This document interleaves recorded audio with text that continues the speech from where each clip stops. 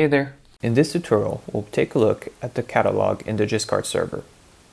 The catalog is a collection of tests, slicing functions, and transformation functions that can be used to further enhance your test suites. The test catalog includes a list of tests that can be added to your test suite directly from the UI.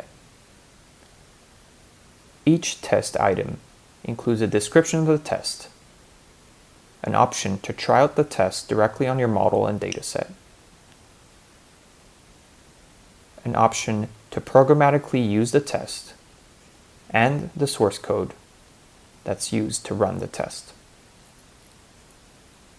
The slicing functions catalog includes both the automatically generated slicing functions based on the scan results and some predefined slicing functions that are available in the Giskard server.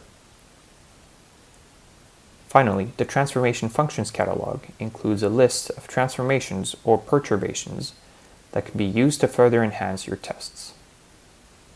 Thanks for listening.